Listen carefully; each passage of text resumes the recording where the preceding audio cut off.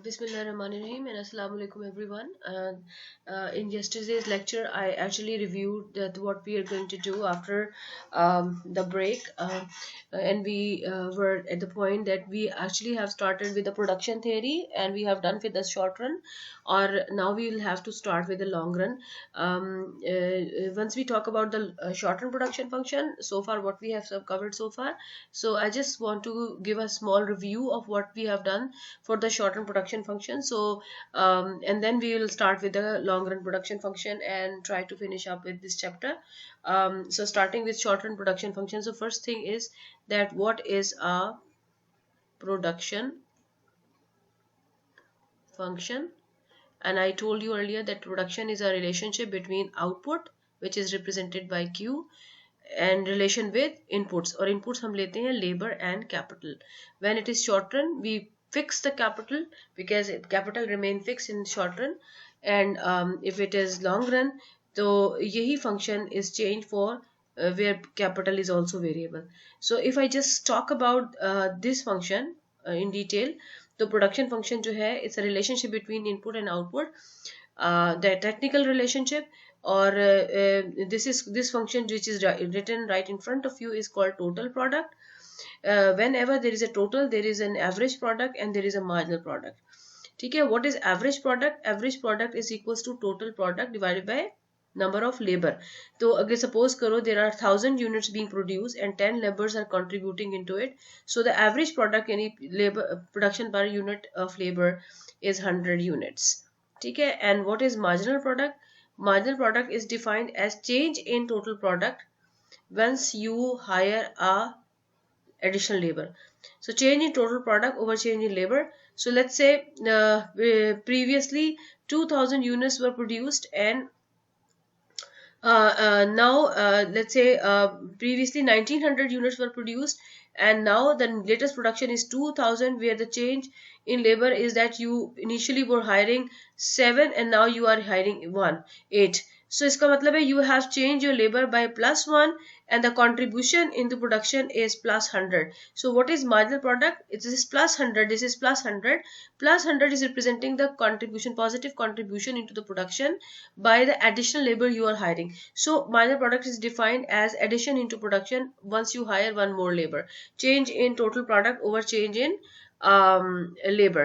So ये हो गया average product, marginal product. And इसके अलावा जो हमने चीज की थी कि production function how does it look like, how marginal product नजर आती है, डेटा किया था और फिर हमने उसे ग्राफ बनाया था. So let me show you the graph एक दफा और, ताकि आप लोग थोड़ा सा इसको you get familiar with. Okay, ये आ गया. So let me take a line from here, for example this line. चलो यही ले लेते हैं.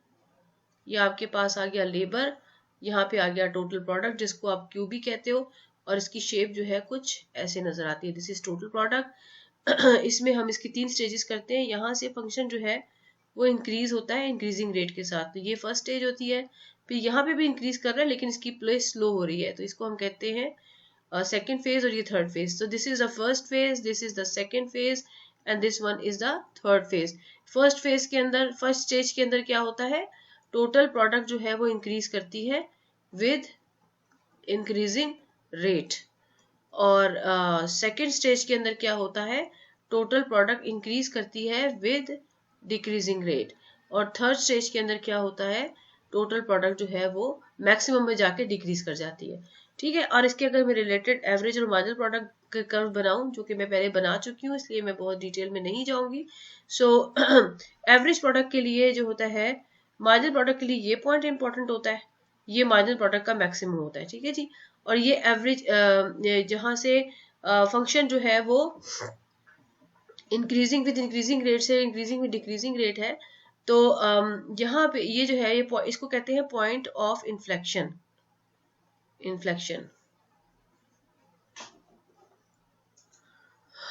इसके अलावा एक पॉइंट जो आपने बनाना होता है कि एक लाइन जो है वो ओरिजिन से निकलती है और वो जाके कर्व को टच करती है. जो ये पॉइंट होता है ना, ये वाला पॉइंट जहाँ पे ये वो पॉइंट है जिसपे एवरेज और मार्जिनल बराबर हो जाते हैं. ठीक है, और ये पॉइंट जो है इसको आप नीचे लेकर आओ, तो ये है एवरेज प्रोडक्ट का मैक्सिमम। तो अज्यूम कर लो कि ये एवरेज प्रोडक्ट का मैक्सिमम है। इससे पहले एवरेज प्रोडक्ट इंक्रीज कर रही होगी, इसके बाद एवरेज प्रोडक्ट डिक्रीज कर रही होगी, और एवरेज प्रोडक्ट कभी भी एल एक्सिस को कट नहीं करती। ठीक है जी। और ये जो पॉइंट होता है ना, पॉइंट ऑफ इन्फ्लेक्शन, इस पॉइंट को हम पॉइंट ए कह देते हैं, इसको पॉइंट बी कह देते हैं। ठीक है जी। और ये एक पॉइंट है, इसको पॉइंट सी कह देते हैं। ये कौन सा पॉइंट है जिसपे टोटल प्रोडक्ट मैक्सिमम पर है। तो ये 3 पॉइंट इंपॉर्टेंट होते हैं। तो if you want to make average product, point B is important. Why? Because it is a point at which average product will be maximum. So just highlight this point somewhere यहाँ पे, और उसके बाद इससे पहले increasing function बना दें, इसके बाद decreasing बना दें, you are done with the average product. Once you want to make the marginal product, so this point A is important, point C is important. What is the importance of point A? It is a point of inflection. The point of inflection is a point जहाँ पे curve अपनी slope को change करता है, increasing with increasing rate से convert करके increasing with decreasing rate होता है। तो उसमें ये एक्चुअली मतलब इतनी मुश्किल बात अगर नहीं समझ में आई तो सिंपल में point A is a point eight which marginal product is maximum. तो मार्जिनल प्रोडक्ट का मैक्सिमम इसके ऊपर होता है, यहाँ पर ये पॉइंट ए है, मैक्सिमम ऑफ मार्जिनल प्रोडक्ट। इससे पहले मार्जिनल प्रोडक्ट जो है वो इंक्रीज कर रही होती है, उसके बाद डिक्रीज करती है। अच्छा, डिक्रीज करते हुए एक इंपॉर्टेंट चीज ये है कि ये पॉइंट जिसके ऊपर एवरेज प्रोडक्ट मैक्सिमम पे होती है, मार्जिनल प्रोडक्ट इसको कट करती है डिक्रीज करते हुए। और ये वो जो पॉइंट है जिसके ऊपर टोटल प्रोडक्ट मैक्सिमम पे है, ये वो पॉइंट है जिसके ऊपर मार्जिनल प्रोडक्ट जीरो हो जाती है, और जब जीरो हो जाती है तो फिर नेगेटिव हो जाती है। So this is the behaviour of marginal product. Okay, this is marginal product of labour. Labour क्यों? क्योंकि यहाँ पे लेबर सिर्फ वेरिएबल है। तो ये ग्राफ जो है we already are done with. तो इसमें अगर हम देखें तो ये हमारी अगेन मैं आइडेंटिफाई करूं तो ये हमारी फर्स्ट स्टेज का ग्राफ है। ये देखो, ये फर्स्ट स्टेज चल रही है। ठीक है जी। और ये देखो, यहां से लेकर यहां तक सेकंड स्टेज है। तो अगर हम इसके कंपैटिबल एवरेज और मार्जिनल के ग्राफ्स देखें तो ये जो सारा एरिया है ये सेकंड का है, और जहां पे मार्जिनल प्रोडक्ट नेगेटिव हो रही है ये थर्ड का है। तो अगर मैं बात करूं फर्स्ट स्टेज और सेकंड स्टेज और थर्ड स्टेज की, तो क्या हो रहा है बेसिकली, you can see, देखो, I have first stage, I have second stage, I have third stage, and यहाँ पर है टोटल प्रोडक्ट, यहाँ पर है एवरेज प्रोडक्ट, और यहाँ पर है marginal product. So what is happening to total product if I have first stage and the second stage and the third stage, and similarly what is happening to marginal product and average product in these stages. ठीक है जी। ये थोड़ा सा मैंने एक table सा बना लिया है जस्ट टू फिगर आउट कि क्या हो रहा है इन स्टेजेस में। ठीक है जी। और ये आ गया आपका तीसरा वाला। Done. So if you look at yourself, हमारे पास मैं छोटा सा यहाँ पे ग्राफ बनाती हूँ आपकी कन्वीनियंस के लिए, सामने होगा तो क्लियरली पता चल जाएगा कि क्या हो रहा है। ठीक है जी। एक ग्राफ बनाते हैं यहाँ पे यूं करके, टोटल प्रोडक्ट। इसका एक पॉइंट ये इंपॉर्टेंट है, एक पॉइंट जो है ना ये, सॉरी मैं ग्राफ इतना अच्छा नहीं बना पा रही, ये ए पॉइंट है। और तीसरा पॉइंट कैसे निकालते हैं, एक लाइन निकालते हैं, ठीक है, ओरिजिन से, और देखते हैं कि वो कहीं जाके टच करेगी। ठीक है, ये टच करती है एक जगह पे, सपोज ये पॉइंट है, वो यहाँ पे टच कर रही है, और ये पॉइंट इसको यहाँ पे मैक्सिमम है। पॉइंट ए वो पॉइंट है जो पॉइंट ऑफ इन्फ्लेक्शन मैंने कहा था। ये वाली लाइन इंपॉर्टेंट है, यहाँ से मैं एक लाइन सीधी खींचूंगी जो कि नीचे तक जाएगी, ये मुझे आइडेंटिफाई करेगी ये फर्स्ट स्टेज है मेरी। ठीक है जी। और फिर ये वाली एक लाइन जो है उस पॉइंट से हम खींचेंगे जहां पर जो है ये लाइन जो मैंने ओरिजिन से निकाली थी जो टच कर रही है टोटल प्रोडक्ट के कर्व को, तो ये एक लाइन है जो कि हम यहाँ से खींचेंगे। और तीसरा कौन सा पॉइंट है, तीसरा पॉइंट वो है जहां पे टोटल प्रोडक्ट मैक्सिमम पर है, उसके बाद का जो सिचुएशन। ठीक है जी। और ये जो है ये 3 लाइनें आ गई। ओके, अब इसमें आई टोल्ड यू कि most important thing for the marginal product is this point. ये वो पॉइंट है जिसपे मार्जिनल प्रोडक्ट जो है अपनी शेप को चेंज करता है, और एवरेज प्रोडक्ट के लिए ये पॉइंट है। सबसे आसान तरीका होता है कि बी पॉइंट पे एवरेज पॉइंट का मैक्सिमम आता है। ठीक है जी। और याद रखें कि एवरेज का जो मैक्सिमम है वो मार्जिनल के मैक्सिमम से कम होगा, ठीक है। तो ये कुछ रूल्स हैं जिसके through you can make a right graph. तो अगर ये आता है पॉइंट, ये है पॉइंट बी और ये है मैक्स ऑफ एपी, तो इससे पहले ग्राफ इंक्रीज कर रहा होगा और इसके बाद ग्राफ डिक्रीज कर रहा होगा। याद रखें एपीएल कभी भी कट नहीं करता एल एक्सिस को। सो ये हमने एपीएल का ग्राफ बना लिया, ठीक है जी। अब आप देखो कि अगर if I talk this is a first stage and if I say this is a second stage and I say this is a third stage, so given these understanding कि ये जो आपकी stages हैं, what is happening to the total product when it's a first stage? You can see it's increasing, so you'll say total product is increasing in first stage. What is happening?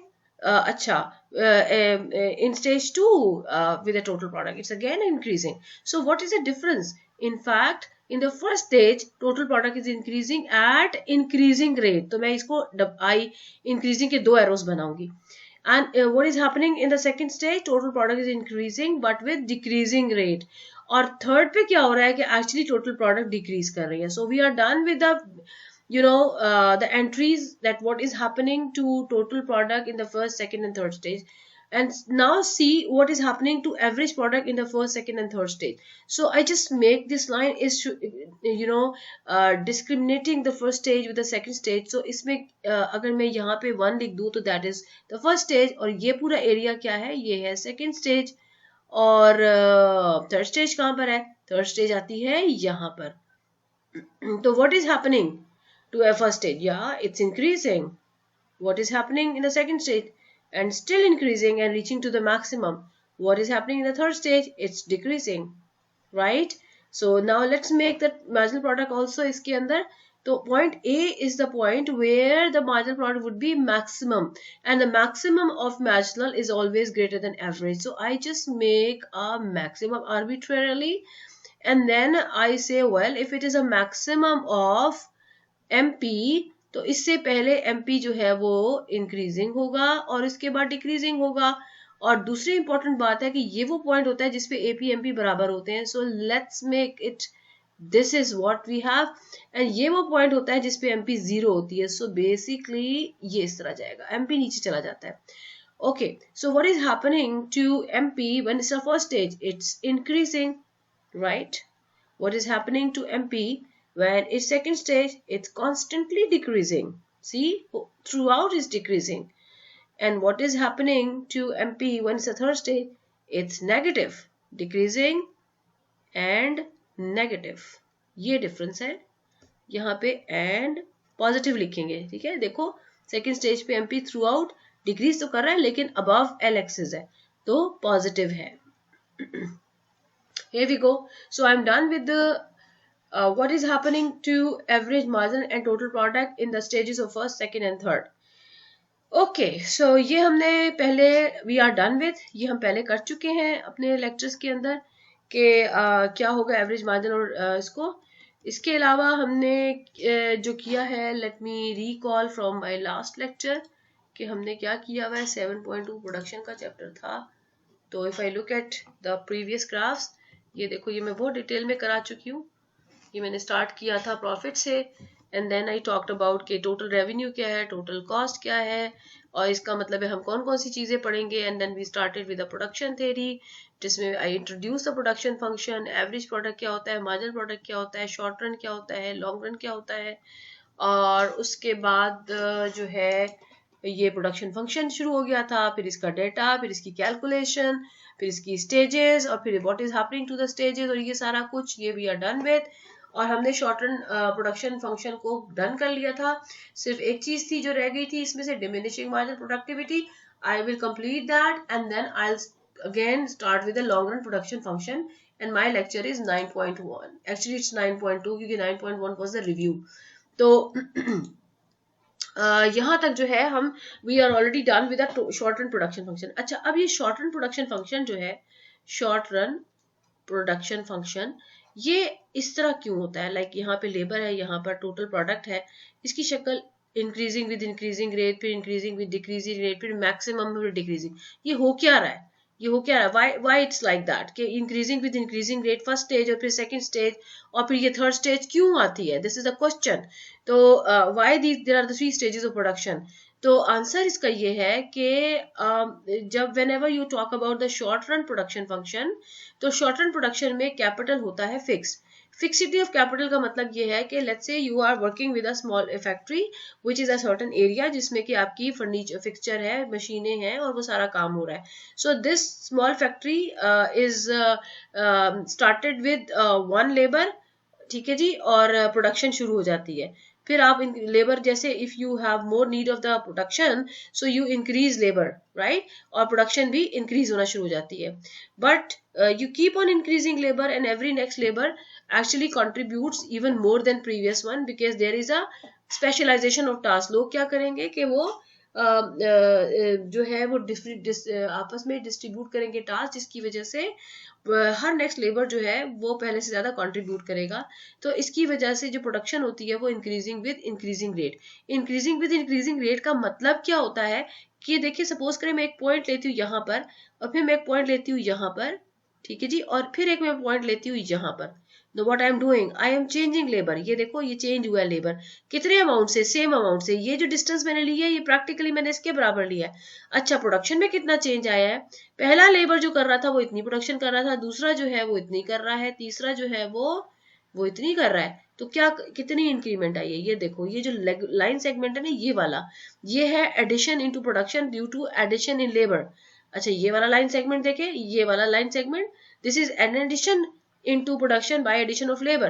What is happening, every next labor contribution is more than the previous one. ये सब कहाँ तक रहेगा, जब तक production increasing with increasing rate रहेगी. हर next labour जो है वो पहले से ज्यादा प्रोडक्टिव होगा, ये वाला, ठीक है. ये इसी तरह से यहाँ पे भी. सो आप यहाँ पे ये डिस्टेंस कांस्टेंट रखो, मतलब आप सेम लेबर बढ़ा रहे हो लेकिन हर लेबर पहले से ज्यादा कंट्रीब्यूट करता है. This is called increasing with increasing rate and this is called first stage. And why it happens, because once you are hiring more labor, every next labor is actually contributing more because there is a specialization of task and people will distribute work and they will be more efficient. And initially जब आप production start करते हो तो you work with very efficient labor, but once you keep on hiring a labor, so there is a point when efficient labors are not available, so you go with a less efficient labor who still are contributing into addition into production but not as much as being done with the previous one. तो यहाँ पर देखिए जरा इस stage में देखिए, ये second stage है ना, तो यहाँ पे मैंने कहा था प्रोडक्शन इंक्रीज करती है बट विद डिक्रीजिंग रेट. तो चलो इसको हम चेक करते हैं कि क्या मतलब है इसका. I wish I could make the straight lines, I am sorry ये नहीं लग रही. मैं आपको ना इस तरह ये लाइंस लगा के दिखाती हूँ. ये this line is important. Okay ये देखो ये है एक लाइन, हाँ, और अच्छा जी. अच्छा उसके बाद हम लगाते हैं एक और लाइन, ठीक है. मैं कोशिश करती हूँ कि मैं आपको इक्वी डिस्टेंस लाइन लगाऊं, इसको तो सीधा करो, और उसके बाद एक और लाइन लगाते हैं. ओहो अच्छा फिर से ट्राई करते हैं भाई.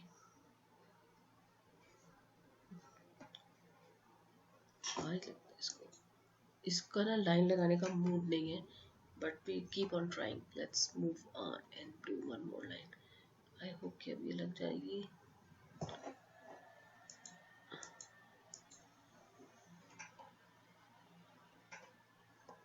अच्छा जी चलो दोबारा ट्राई कर लेते हैं, ठीक है. मैं सीधी लाइन ऐसी लगा लेती हूँ. ये कहाँ से आ गया,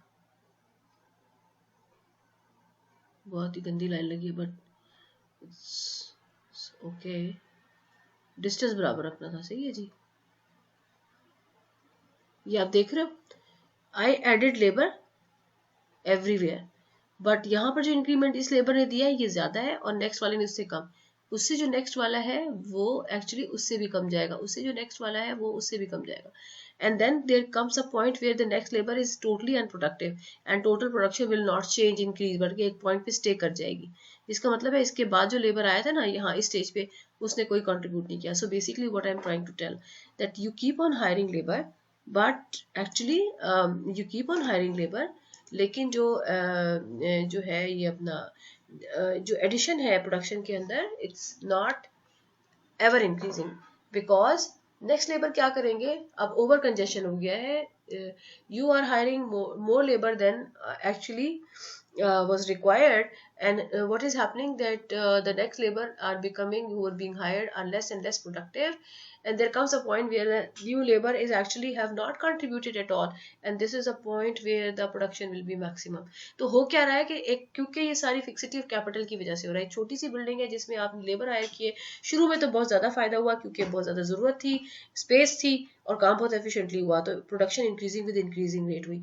फिर जब आहिस्ता आहिस्ता जब आपने लेबर हायर करते गए तो then you face a problem of congestion, and then ultimately you ended up with the point where you are getting the maximum capacity of that plant, and then if you keep on hiring the labor after that stage, so actually they not being able to add into production, but actually they will affect the other one and the production start decreasing. ये third stage है।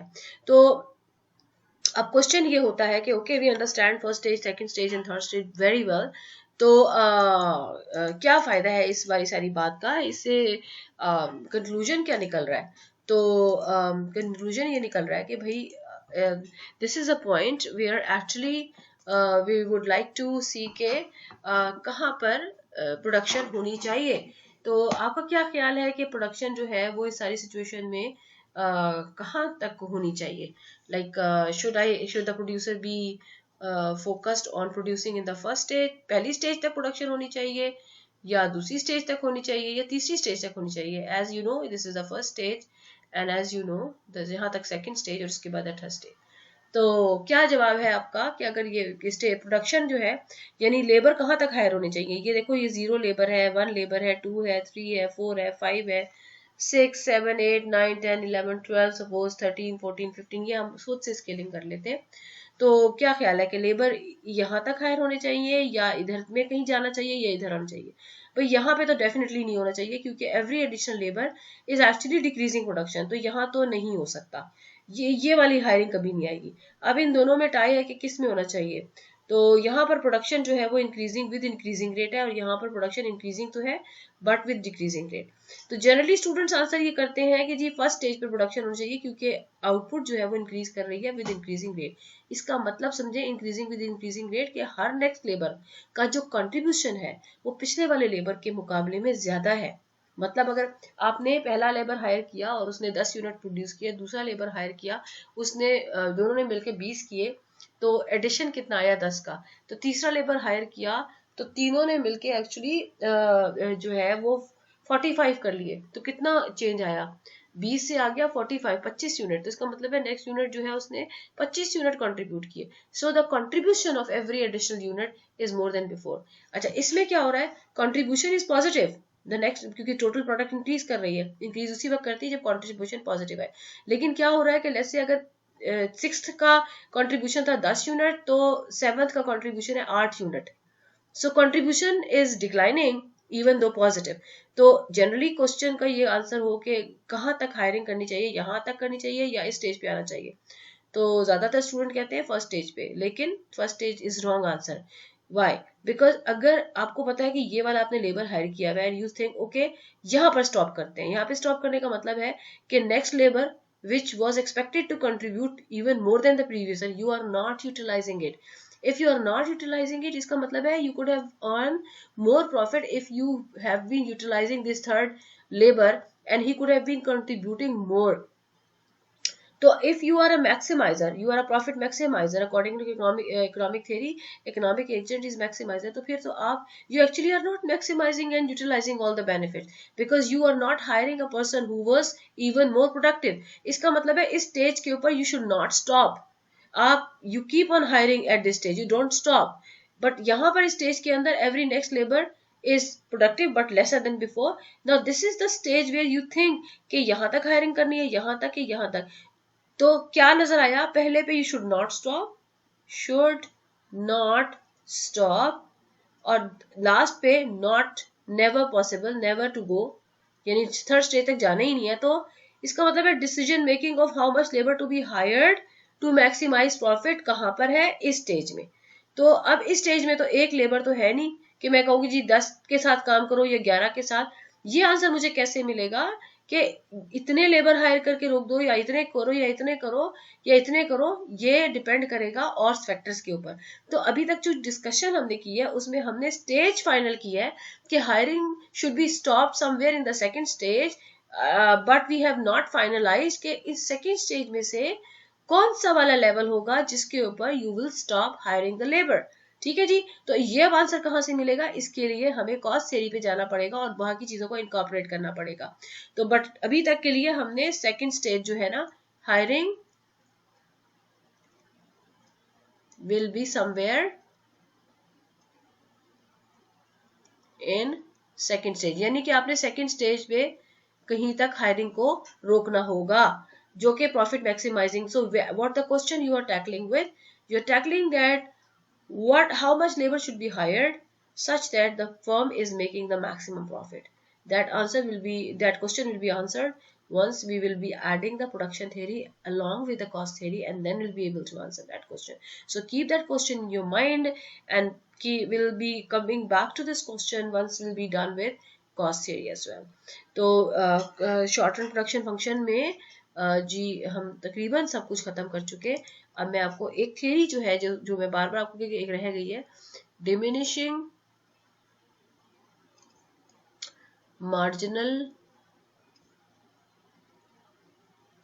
Productivity theory. ठीक है जी।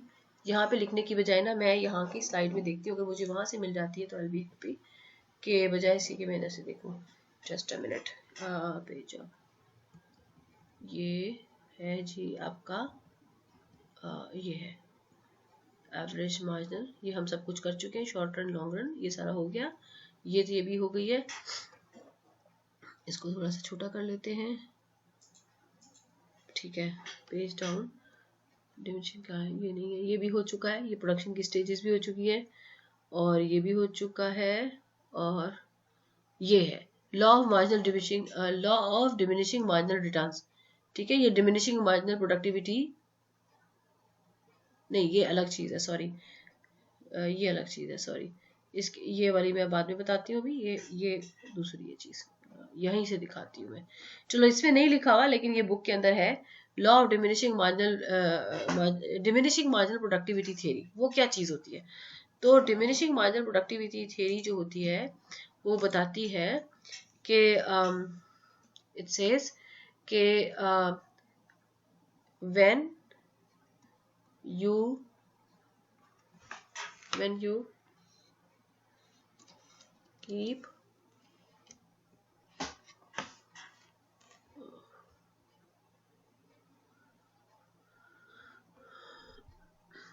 when you keep on hiring a variable input जो कि है labour with a fixed input जो कि है कैपिटल, बार लगाते थे fixed, then total product increases with increasing rate initially, then total product keeps on increasing but with decreasing rate, reaches maximum, and finally starts declining। ये जो सारी कहानी है ना, इसको कहते हैं डिमिनिशिंग मार्जिनल प्रोडक्टिविटी।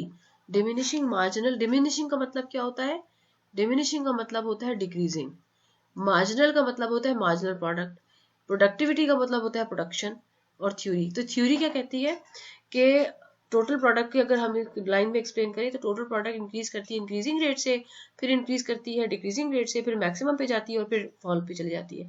रीजन क्या होती है कि हम लेबर को कंटिन्यूसली हायर कर रहे हैं, and initially production increases with increasing rate because of efficiency, because of specialization of task, और फिर later on in the later stages the production starts declining or increasing but with decreasing rate because of fixity of capital, and then we will start facing the problem of congestion, and ultimately if you're working if you're reaching the maximum, iska matlab hai you are reaching to the capacity of that plant, and if you keep on hiring labor after that point, तो ultimately production will fall. अच्छा, इसी marginal productivity theory को जो है अगर आप जो है वो अपनी इस marginal productivity theory में इस concept को define करें, तो according to this theory marginal product जो है increasing and positive initial first stage पे, फिर marginal product is decreasing and positive, ठीक है, फिर marginal product is equals to 0 और फिर marginal product is negative. ये सब कुछ क्यों हो रहा है? क्योंकि कैपिटल है फिक्स्ड. इस सारी स्टोरी को हम क्या कहते हैं? Diminishing marginal productivity theory. तो ये हमारा शॉर्ट रन कॉन्सेप्ट है. तो शॉर्ट रन पे कंक्लूजन क्या है कि भाई अल्टीमेटली जो है प्रोडक्शन जो है वो डाउनफॉल में जाती है क्योंकि आपका कैपिटल फिक्स है. इसका मतलब है अगर कैपिटल को वेरी कर देंगे तो प्रॉब्लम सॉल्व हो जाना चाहिए.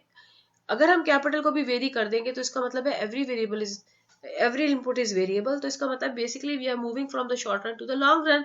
तो let's see how we develop the production function in the long run and how the story goes on. तो मैं इसी वीडियो को enlarge extend करूंगी to talk about this long run production function. So let's move on to long run production function. ठीक है, तो long run production function क्या कहता है?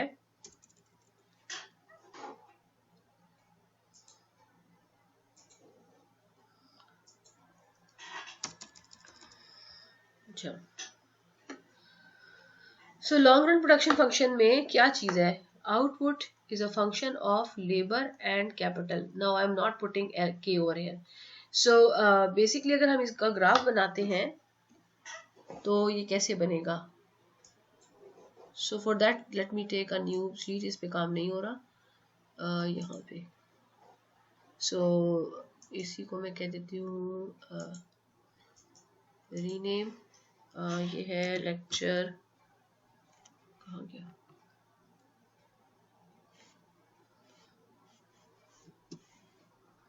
Just a minute.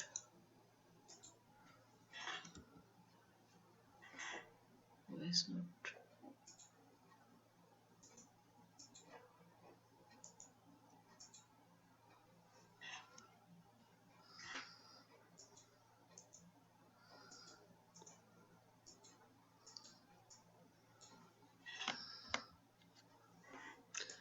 Okay, just leave it here. इसके अंदर से ना वो नहीं कर रहा. चलो लॉन्ग रन प्रोडक्शन यहाँ से शुरू करते हैं. लॉन्ग रन प्रोडक्शन फंक्शन, ठीक है. कहानी क्या है? Output is a function of labour and capital. अब कैपिटल को फिक्स नहीं करना. ग्राफ कैसा बनेगा? ग्राफ ऐसे बनेगा. लुक, यहाँ लेबर है, यहाँ पे आउटपुट है, and I would have this kind of function. अब आप सोच रहे होगे कि ये तो वही ग्राफ बन गया, लेकिन क्या फर्क है? Let me tell you. बल्कि आप खुद बताओगे.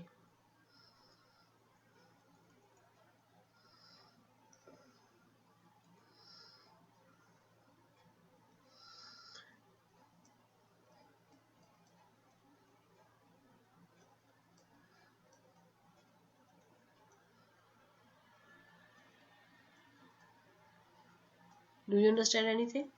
I am making a longer production function and the story remains the same, except that what does it mean? K1, K2, K3 are three sizes of plants where we are assuming that K3 is the largest one and K1 is the smallest one. And as you can see that once I am talking about the longer production function means I am making different production functions with different levels of plants, and as far as the plant size is increasing the production function is shifting up. ठीक है, यहाँ से क्यों fix रहता है? क्योंकि ये वो पॉइंट है जिसपे लेबर जीरो है. No matter how big the plant is, if there is no labour there is no production. So every function will start from here and it will be shifted up in this way. It's non parallel shift. ठीक है, और जितना बड़ा capital size होगा उतना बड़ा production function ऊपर आता जाएगा. सो ये हमने क्या बनाया? This is the long run production function. अच्छा, in the long run production function the analysis won't take place the way it's being done in the short run. हम इसमें दूसरा कॉन्सेप्ट यूज करते हैं. We try to figure out a method through which we can incorporate labor and capital as variable and output also vary कर रही है. So if I just look at this graph, so it has two axes, labor and q axis. So if I have three variables just like I have right now, labor, capital and output, तो होता क्या है कि हम इस graph के अंदर उसको बहुत टेक्निकली अच्छे से प्रेजेंट नहीं कर सकते. So we actually need something, some way through which we can incorporate three dimension at the same time. तो इसको incorporate करने के लिए हमारे पास एक concept है और उस concept का नाम है जी isoquant function. isoquant function जो है वो बिल्कुल ऐसे ही concept है जैसे कि indifference curve. ठीक है, जैसे कि indifference curve हमने पढ़ा था.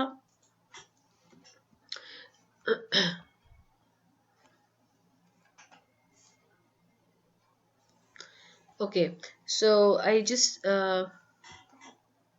go with concept of isoquant. What is happening? So what is isoquant? Isoquant, पहली बात ये है, isoquant एक लॉन्ग रन कॉन्सेप्ट है. लॉन्ग रन कॉन्सेप्ट क्या होता है? जिसके अंदर कैपिटल वेरिएबल हो. अच्छा, क्या आइसो का मतलब होता है इक्वल, ये फ्रेंच वर्ड है. क्वांट का मतलब होता है क्वांटिटी. क्वांटिटी किसको कह रहे हैं? ये प्रोडक्शन को कह रहे हैं. तो इसका मतलब है ये कोई ऐसा कर्व होगा जिसपे प्रोडक्शन कांस्टेंट होगी, राइट? प्रोडक्शन कांस्टेंट होगी. तो अगर प्रोडक्शन कांस्टेंट होगी तो let's see we can how can we do it. Okay, right. So if it's a production, so basically हमारे पास तीन वेरिएबल है. Q is a function of labor and K. यही हमारा फंक्शन है लॉन्ग रन का. तो इसमें लेबर भी वेरिएबल है, कैपिटल भी वेरिएबल है, but this is an isoquant. Isoquant मतलब क्वांटिटी कांस्टेंट. सो क्या है क्वांटिटी? वो ये है. कांस्टेंट करने का मतलब है इस पे एक लाइन मार दें. So basically you are making it constant. So actually what does it mean? It means what is variable here? Labor is variable, capital is variable. So how would you define this graph, this equation? You would say what different combinations of labor and capital can produce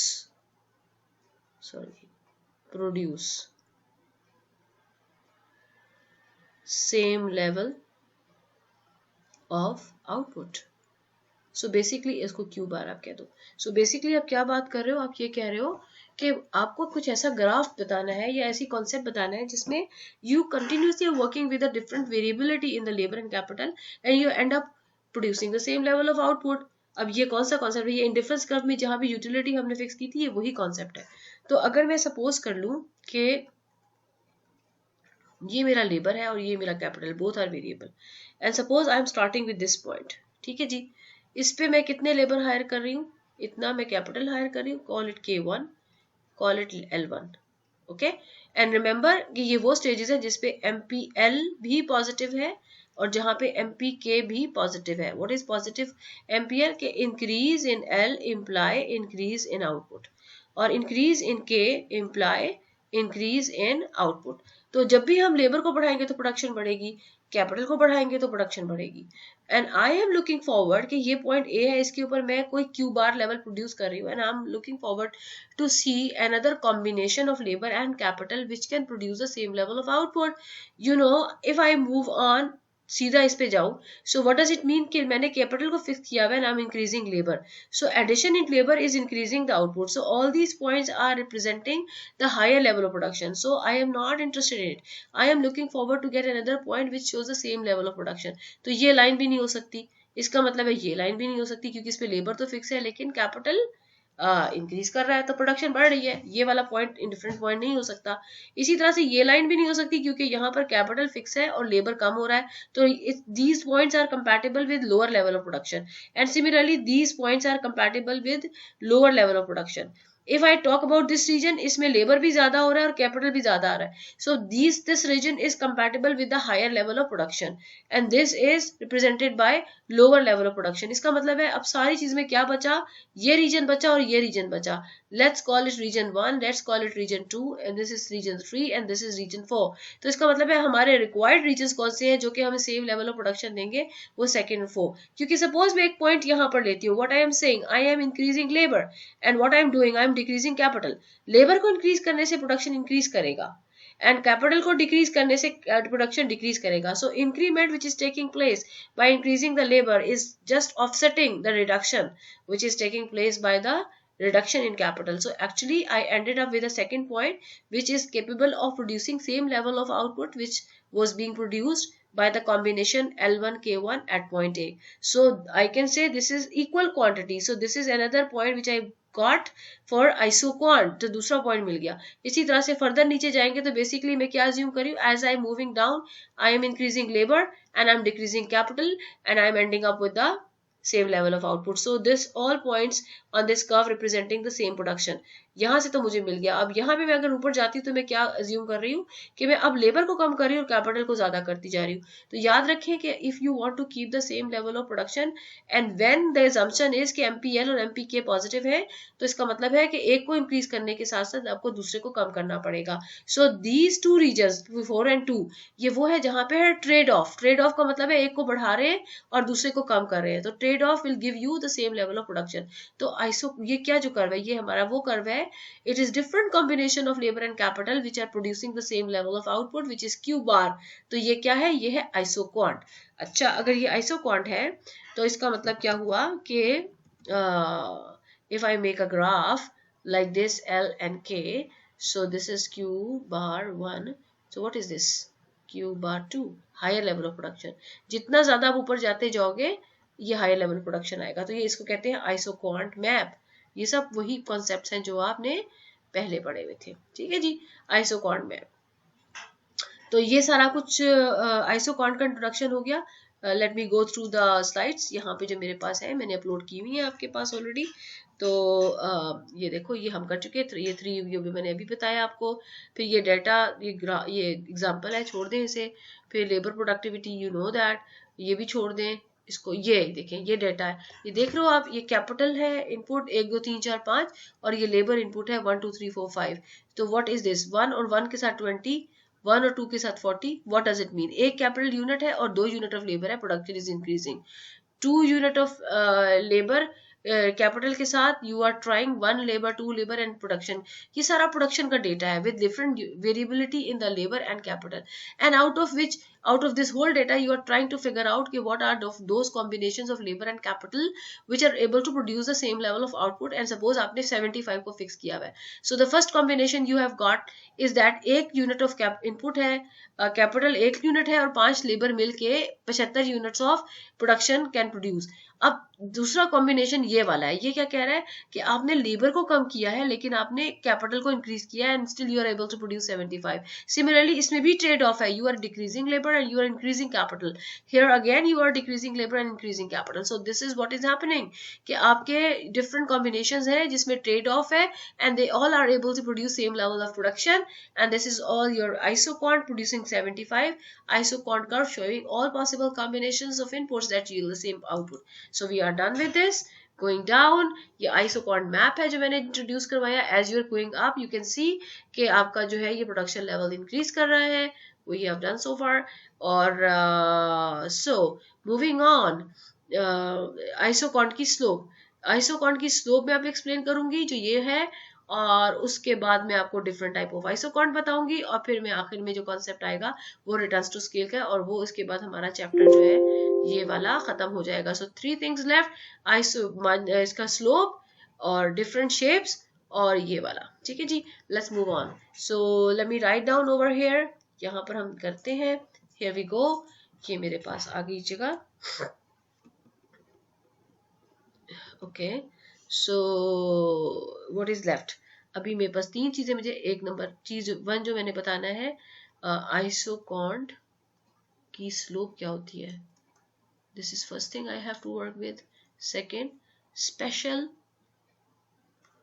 types of isoquant, ठीक है जी। और तीसरा जो मेरा रह गया है वो है रिटर्न्स टू स्केल कॉन्सेप्ट, और यहाँ पे हो जाएगा एंड ऑफ चैप्टर नंबर 6 था या 7 था, पता नहीं 6 था शायद, चेक कर लेते हैं। 6। अब ये बुक पे डिफरेंसेस होंगे, मुझे नहीं पता आपके पास क्या होगा। तो स्टार्ट करती हूँ आइसोक्वांट की स्लोप के साथ। It's a very very interesting concept. Iso को तो स्लोप ऑफ आइसोक्वांट। अच्छा ग्राफ देखते हैं इसका। ये है लेबर और ये है कैपिटल, ये है जी क्यू बार, एक फिक्स लेवल।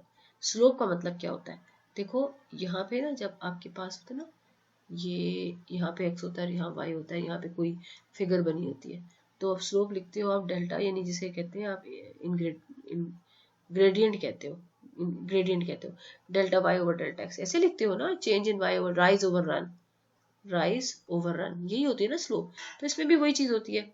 तो कैसे निकालते हैं उसमें, आप यहाँ पे भी क्या करते हो, 2 पॉइंट्स लेते हो और फिर आप इस तरह से करके कैलकुलेट कर लेते हो, ये आपका राइज होता है और ये आपका रन होता है।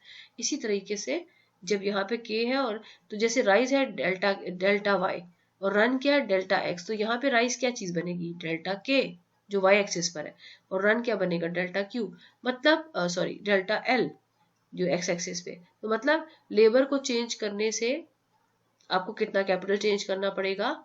सो लेट्स से कि आप इसको इंक्रीज कर रहे हो तो डेफिनेटली इसको डिक्रीज करना पड़ेगा, because there is a trade off. तो how much if you increase labour by 1 unit, how much capital you would have to decrease to produce same level of production. That's the story. So if I just take 2 points A and B, so how much labor you have added, यहाँ से पता चल जाएगा ना, ये है delta L. How much capital you have to sacrifice to produce the same level of output, this one. ये आपका नेगेटिव है, ये आपका पॉजिटिव है। तो डेल्टा K और delta L is a level, is a slope of isoquant, ठीक है जी।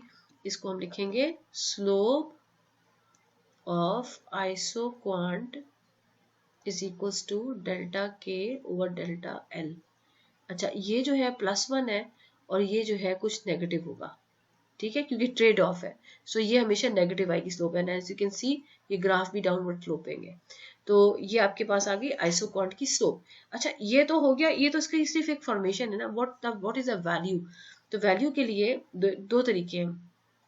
ये आपका आइसोक्वांट है ना, एफ के और एल, एल के एल कुछ भी लिख लो।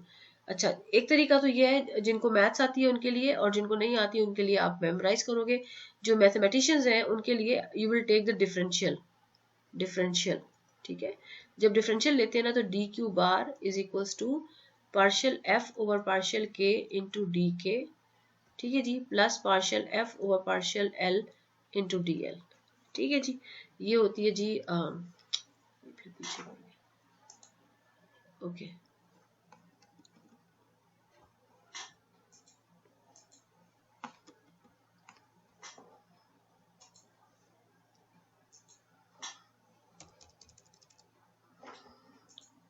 अच्छा जी।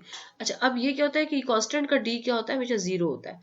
ये जो है ना ये है marginal product of capital into D के, और ये क्या है marginal product of labour into D L. अच्छा ये जो डी के और डी एल जो है ना, ये बेसिकली डेल्टा के भी कहलाते हैं इनको, ठीक है। आप इसको डेल्टा के कह दो, डेल्टा एल कह दो।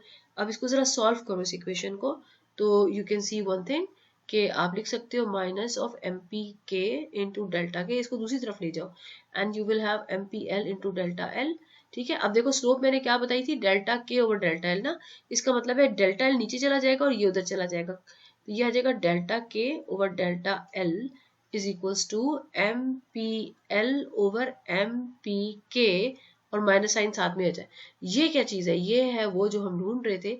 सो डेल्टा के बाय डेल्टा एल क्या है, रेशो है, नेगेटिव रेशो किन चीज की, मार्जिनल प्रोडक्ट ऑफ लेबर की और मार्जिनल प्रोडक्ट ऑफ कैपिटल की। कैसे याद रखना है, देखो डेल्टा के ऊपर है ना तो यहाँ एमपी के नीचे है, और एल नीचे है तो एमपीएल ऊपर है, ठीक है। अगर आपको ये सारी मैथमेटिक्स नहीं आती है तो don't worry, I am not will be asking any question containing this, लेकिन जिनको आती है उनको बेनिफिट मिलता है क्योंकि वो दे नो द बेस कि कहाँ से एक एक्सप्रेशन आया है। तो आपको मैं ये सजेस्ट करूंगी कि जस्ट मेमोराइज इट, ठीक है, अगर आपको मैथ्स नहीं आ रहा, डेरिवेटिव्स नहीं आ रहे, जो सिर्फ मेमोराइज करें आप इसको, ठीक है जी, और इससे कोई फर्क नहीं पड़ेगा, हमें मेमोराइजेशन से भी हमारे क्वेश्चन सॉल्व हो जाएंगे. So this is what the slope of isoquant. अच्छा, इसका एक बड़ा खास नाम होता है, it's called marginal rate of technical substitution. Marginal, इसकी स्लोप का नाम जो होता है ना, marginal rate of technical substitution है जी. अच्छा, मार्जिनल रेट ऑफ टेक्निकल से 4 वर्ड्स है, marginal rate technical substitution. Substitution क्यों कहते हैं?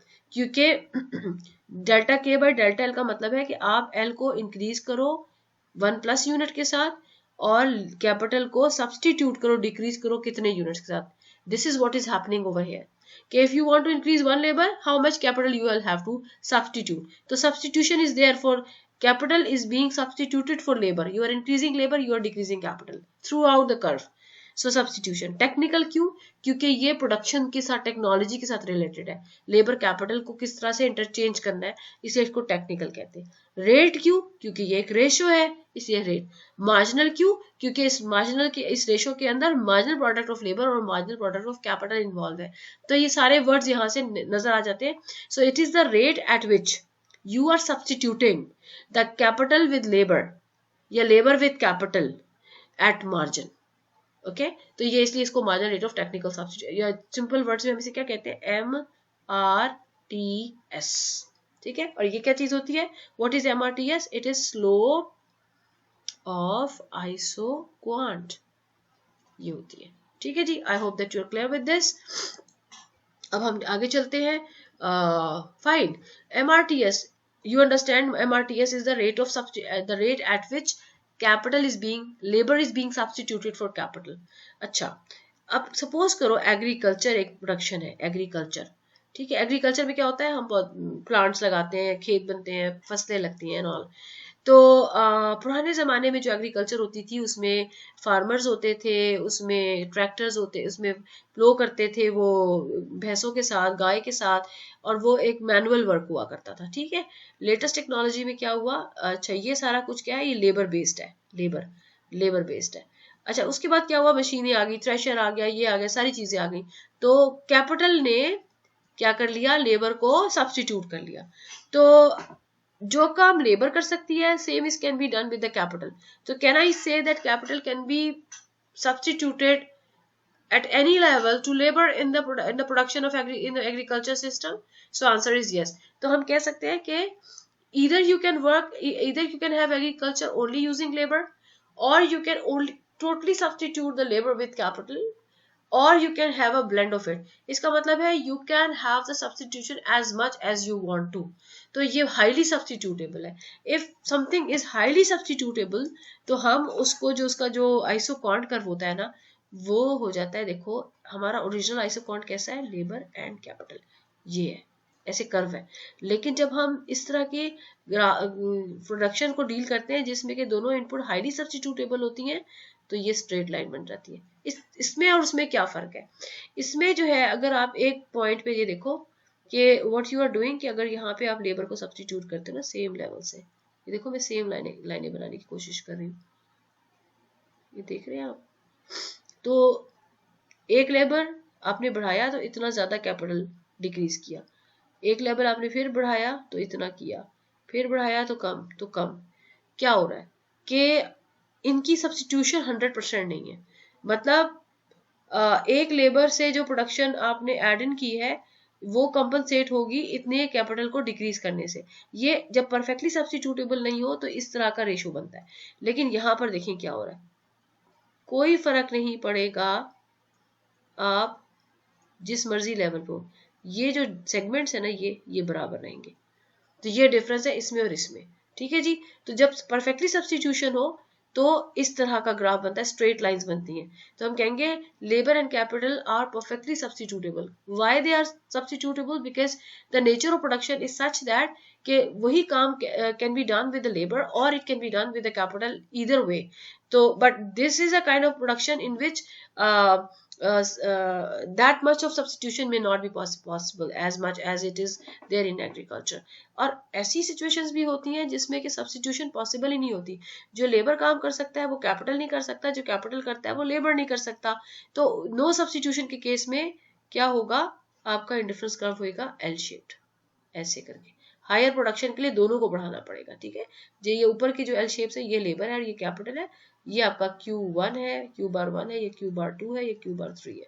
सो अगर आप सिर्फ लेबर को बढ़ाते जाओगे प्रोडक्शन कांस्टेंट रहेगा. अगर आप सिर्फ कैपिटल को बढ़ाते जाओगे प्रोडक्शन कांस्टेंट रहेगा. कितना रहेगा, इतना. ये एक सर्टेन कॉम्बिनेशन है which is required to produce a Q bar 1 level.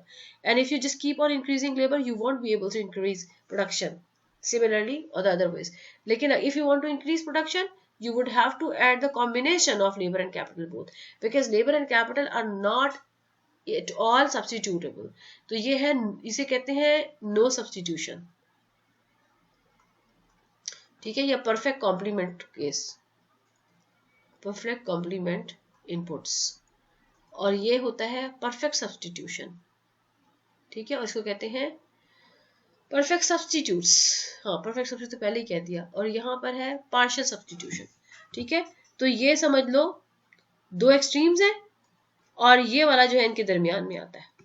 ठीक है जी, ये दो टाइप के हमने आइसोकॉर्न डिस्कस कर लिए. ये वाले, ये देखो, ये वाला फिक्स प्रोपोर्शन प्रोडक्शन फंक्शन भी कहते हैं इसे. Fix proportion production function will be L-shaped isochron, so the only one combination of labor and capital can be used to produce each level of output. The fixed proportion production function describe the situation in method of production are limited. ठीक है जी, और इसमें क्या हो रहा है, when isochorns are straight lines the MRTS constant, that's the rate at which capital and labor can be substituted for each other and the same no matter what level of inputs being used. ठीक है, वही जो मैंने आपको बात बताई हुई है. ये दोनों हो गया. अब ये वाले डिस्कस, ये स्लोप, ये तो है स्लोप भी डिस्कस हो गई. So moving on to the last thing, ये वाला कि रिटर्न्स टू स्केल क्या है.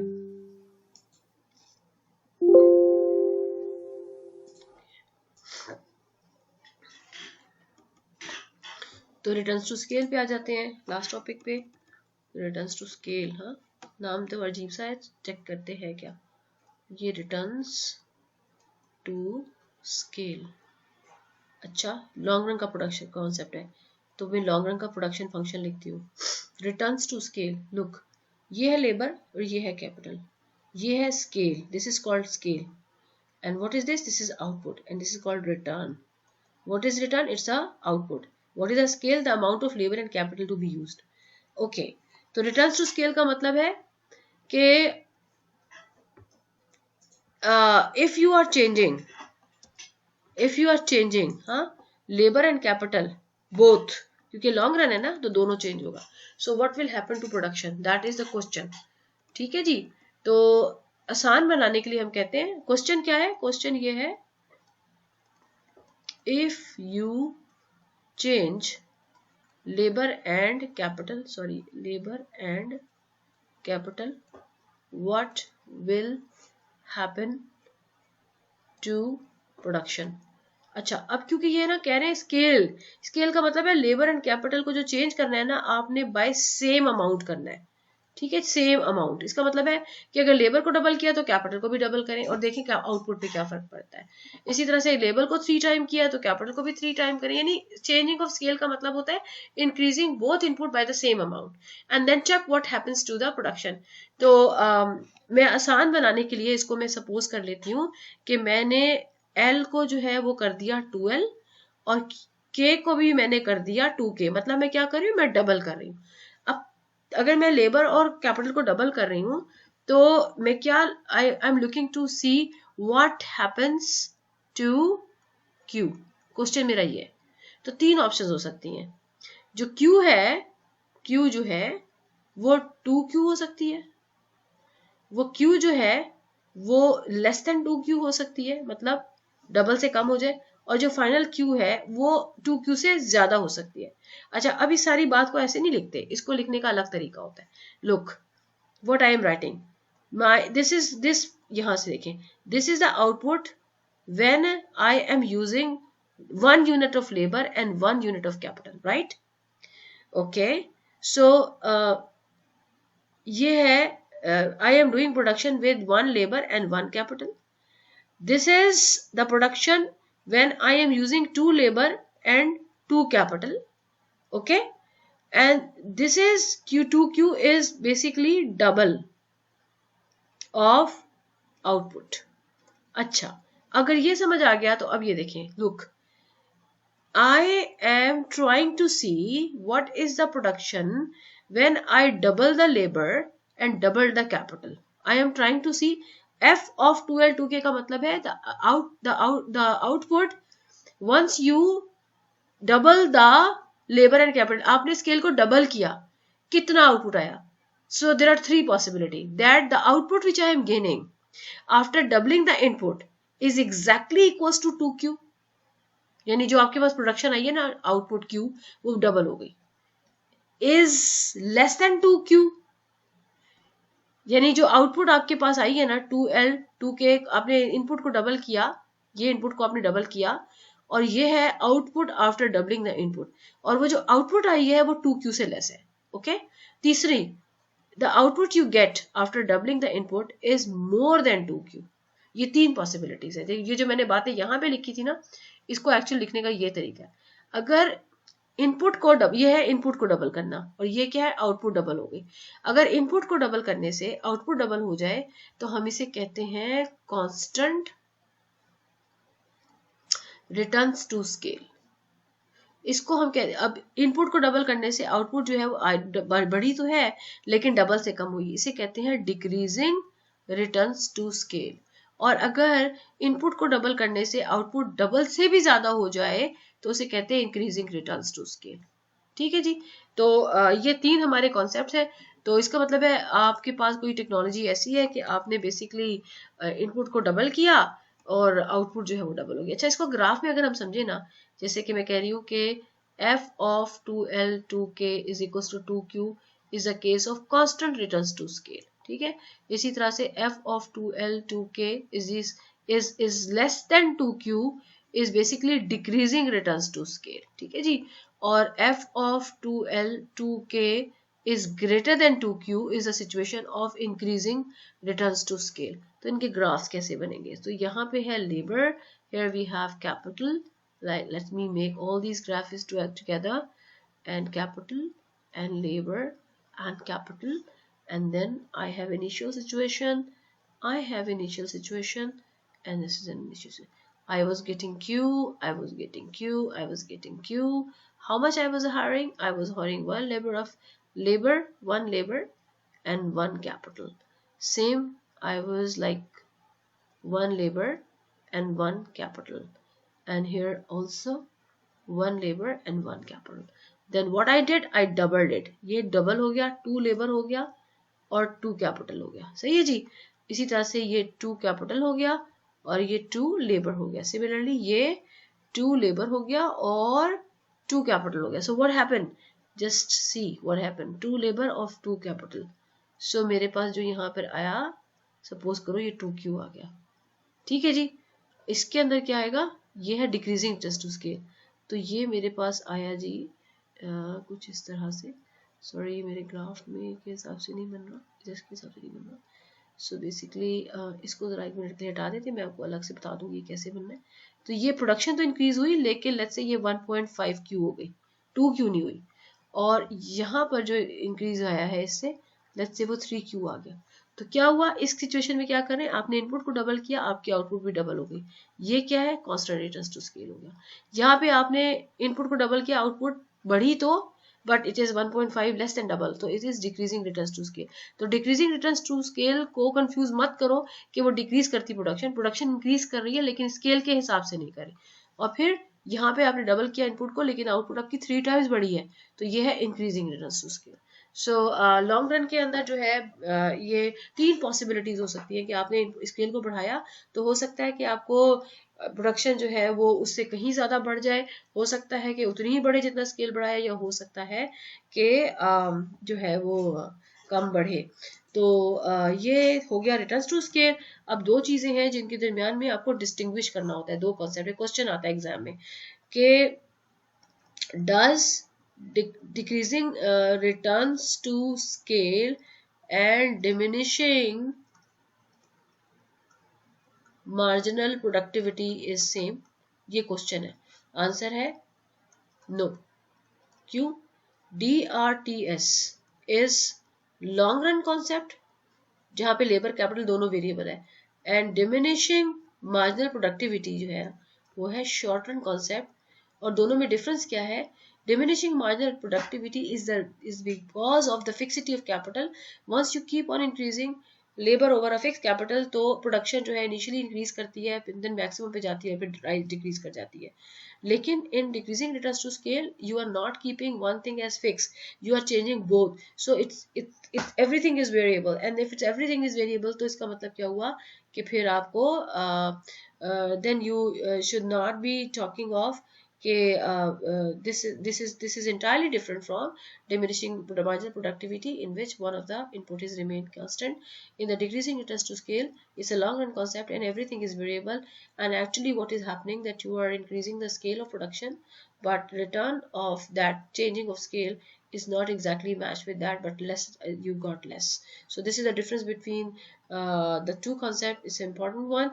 So we are actually done with this whole chapter. और अब मैं अगर इसकी बुक को आपसे डिस्कस करूं थोड़ा सा, सो लुक एट दिस, ये आपकी बुक है, हियर वी गो, लुक ऊपर कर दिया प्रोडक्शन, ये रिटर्न्स टू स्किल का कॉन्सेप्ट कांस्टेंट, ये ग्राफ्स में मैंने आपको शो किए, ठीक है जी। और फिर ये है जी समरी, खत्म हो गया चैप्टर। इसमें से जो आप है कर लें व्हाट हैव, थोड़े से 2-3 क्वेश्चंस आप जरूर देख लो इसके अंदर से, ये मैं आपको एक और वर्कशीट दे दूंगी। और ये क्या कह रहा है, suppose that the chair calculate the marginal and average product of labour, ये क्वेश्चन देखो ये सामने, you can do this question, does the production function exhibit diminishing returns to labour. So diminishing returns का मतलब आपको पता है ना कि जैसे लेबर इंक्रीज करने से क्या marginal product of labour decrease कर रही है। Explain intuitively what might be cause the marginal product of labour. Okay, अच्छा इसके बाद ये है 2-3 क्वेश्चन, ये वाला जरा देखिए, ये वाला देख लेते हैं। ये आपके पास एक टेबल है जिसको फिल इन करना है, ठीक है जी। ये है quantity of variable input, total input, और ये मार्जिनल प्रोडक्ट है और ये एवरेज प्रोडक्ट है। तो ये आपने ज़रा सोच समझ के करना है। जैसे एवरेज प्रोडक्ट क्या होती है, total product divided by L. तो ये देखो ये कहाँ से आई हुई है, इसके अंदर एवरेज प्रोडक्ट में टीपी ओवर एल आया हुआ है।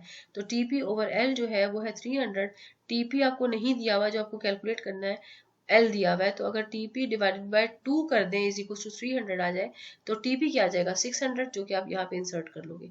जब आपके पास ये 600 आ जाएगा यहाँ पे, तो 600 डिवाइड बाई 2 यानी 600 जब आ गया यहाँ पर, ये डेटा आ गया, तो मार्जिनल प्रोडक्ट आप कैलकुलेट कर सकते हो, ठीक है। इस तरह से ट्रिक्स हैं इसके अंदर, ये आपने खुद सोचनी है और ये वाला क्वेश्चन आपने अटेम्प्ट करना है, ठीक है जी। और so basically I am assigning you to work with at least with this question number 2 with question number 3 आपके सामने है। अब आपके पास ये एक्सक्यूज नहीं होना चाहिए कि ये जी हमारे पास जो है ना वो बुक नहीं थी या ये नहीं था, मैं इसका वो भी दे देती हूँ, स्क्रीनशॉट भी ले लेती हूँ।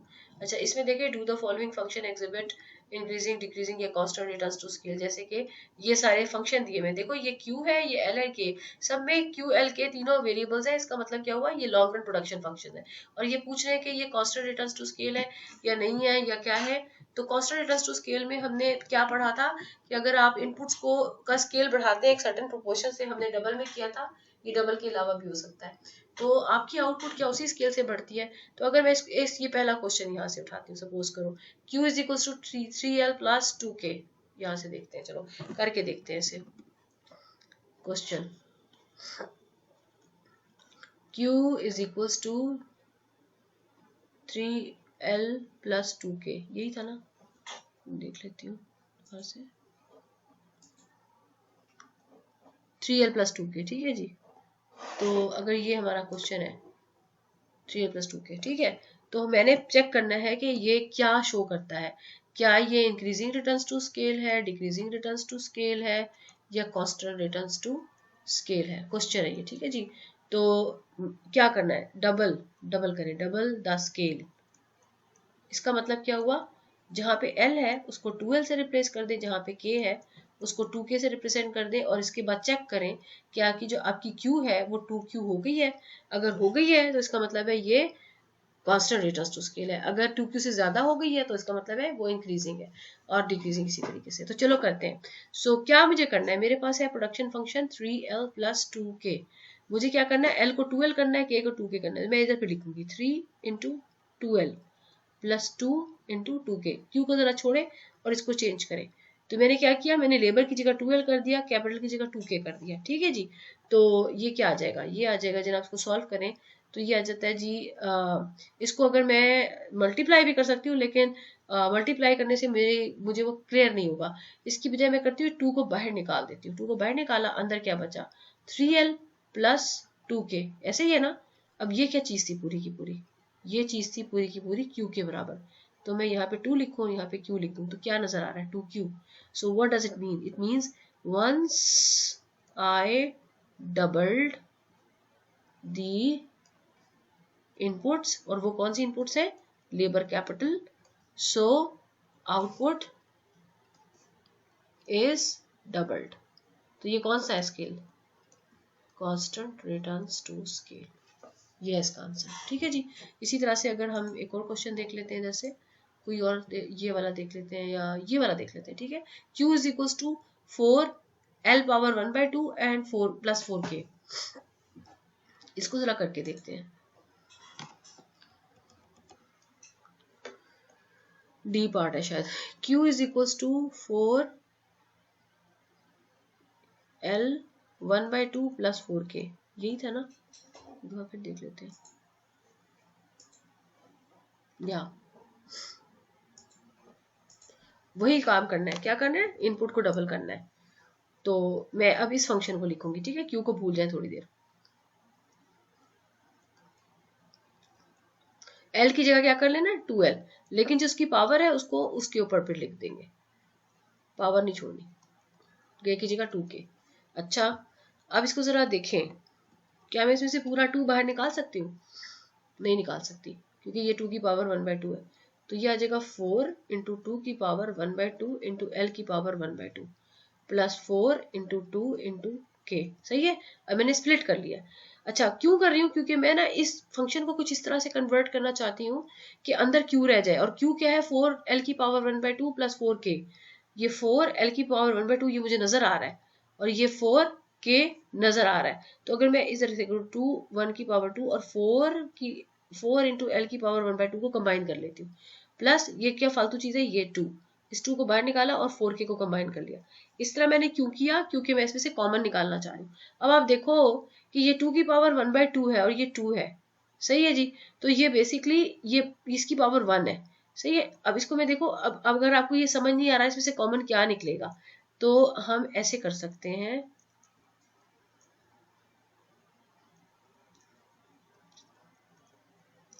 ठीक है, क्योंकि 1 है ना इसकी पावर, 1 का मतलब 1 + 2, 1/2 + 1/2।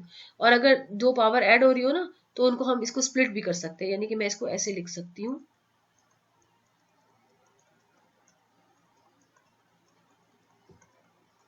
ठीक है, ऐसे क्यों लिखा, क्योंकि मुझे इसमें से कॉमन नजर आ रहा है, क्या ये नजर आया।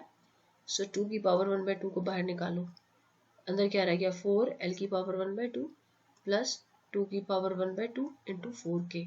अच्छा, मुझे ये बताएं कि ये अंदर वाली चीज क्या q के बराबर है, नहीं, क्योंकि q क्या था, 4l 1/2, ये वाली चीज सही है। और यहाँ क्या था, सिर्फ 4k था, लेकिन यहाँ पे 4k के साथ ये वाली चीज भी आ गई है। तो बेसिकली ये वो फंक्शन है, here we cannot tell about returns to scale। Maths की लैंग्वेज में कहते हैं ये फंक्शन होमोजीनियस नहीं है, लेकिन आपको जरूरत नहीं है उसकी। आप सिर्फ ये बता दो कि हम इस वाले फंक्शन को देख के ये बता ही नहीं सकते कि इसका रिटर्न्स टू स्केल इंक्रीजिंग है, डिक्रीजिंग है या कांस्टेंट है, इससे नहीं बता सकते। ठीक है जी।